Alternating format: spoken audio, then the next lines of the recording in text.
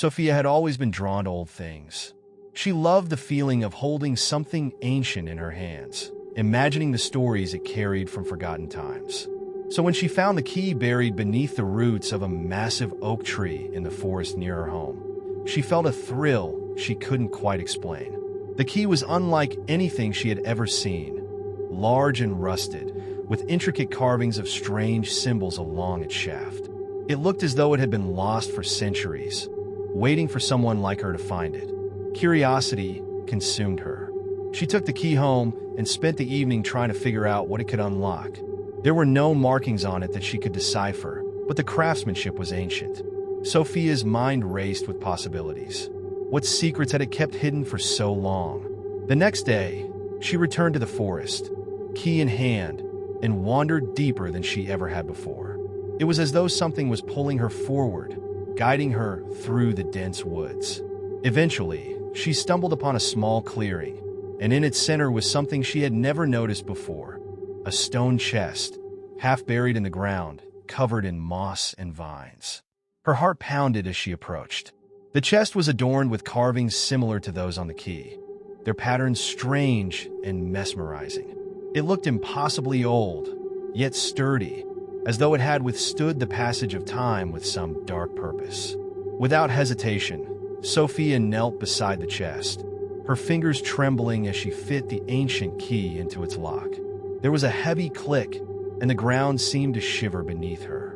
The air grew still, and for a moment she hesitated. But the pull was too strong. She turned the key. The lid of the chest creaked open, releasing a blast of icy air that sent a chill down her spine. Inside, instead of treasure or relics, there was only darkness, thick, impenetrable, like a void. Before Sofia could react, a low growl emanated from within the box, followed by another and another. The sound of breathing, deep, raspy, and inhuman, rose from the darkness. She stumbled back in terror as something began to crawl out of the chest. A creature, twisted and grotesque, its skin pale and slick, with elongated limbs and hollow eyes that glowed with malevolent hunger.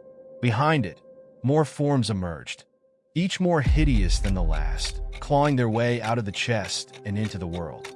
Sofia's mind raced. She had freed them, creatures that had been imprisoned for centuries, maybe longer. She had no idea what they were, but she knew they were dangerous, ancient monsters of a kind the world had forgotten. The creatures spread out, 20 of them in total, filling the clearing with their presence. Some slithered across the ground. Others moved on all fours, while a few floated, their bodies trailing like wisps of smoke. Their eyes all turned to her, burning with an ancient rage. Sofia backed away, her breath coming in short gasps. She had made a terrible mistake. These monsters, imprisoned for 500 years, were free again, and she was the one who had unleashed them. As the creatures closed in, the last thing Sofia heard was the sound of their hissing voices, whispering in a language older than time, their monstrous forms blotting out the sky as they descended upon her. The forest echoed with her final scream.